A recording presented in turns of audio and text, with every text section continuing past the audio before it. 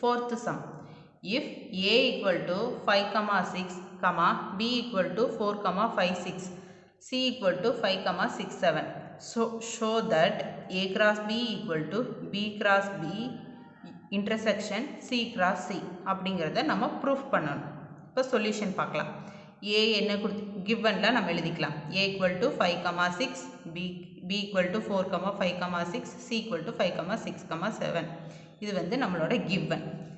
சரி, LHS right hand side இருக்கிறத நம்ம ஃபஸ்ட்டு எடுத்து அதோட வேல்யூ என்னன்னு செக் பண்ண போகிறோம்.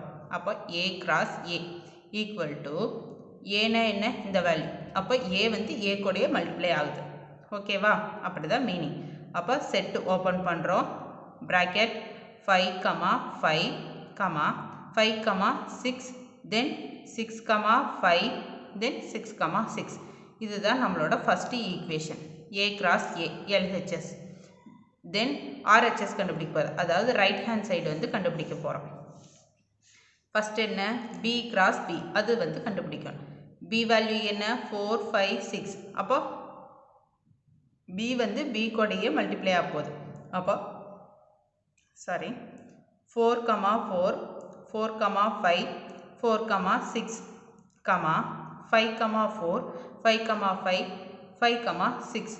Then 6, 4, 6, 5, 6, 6. அப்போ இது வந்து ஃபஸ்ட்டாக எடுத்துக்கிறோம். நெக்ஸ்ட் என்ன, c, c கண்டுபிடிக்கணும். c, cனா c வந்து c கூடயே மல்டிப்ளை ஆக போகுது. அப்போ 5, 5, 5, 6, 5, 7, 6, 5, 6, 6, 6, 7, 7, 5, 7, 6, 7, 7. இதெல்லாம் இது ரெண்டும் நமக்கு.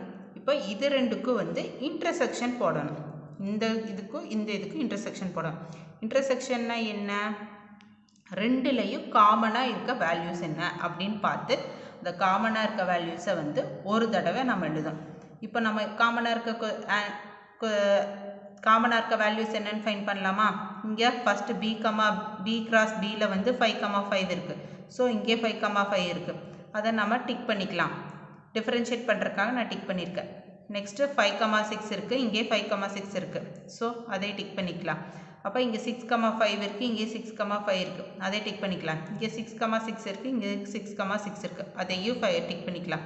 ஸோ டிக் பண்ணியிருக்க வேல்யூவில் இங்கே 2 தடவை இருக்குங்கிறதுக்காக நம்ம 2 தடவை எழுதியிருக்கக்கூடாது.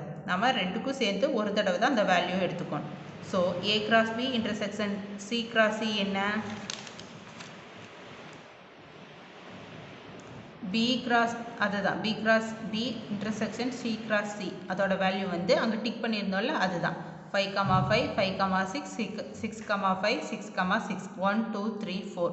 இதுதான் நம்மளோட செகண்ட் ஈக்குவேஷன். ஃப்ரம் 1 and 2, அதாவது a cross b equal to b cross b intersection c cross c வந்து வெரிஃபை ஆயிடுச்சு. நம்மளோட ஒன்றும் வந்து ஃபஸ்ட்டு ஈக்குவேஷனும் செகண்ட் ஈக்குவேஷனும் ஈக்குவலாக வந்துருச்சு. So LHS equal to RHS நம்ம ப்ரூஃப் பண்ணியாச்சு. நெக்ஸ்ட்டு 5th கொஸ்டின் பார்க்கலாம்.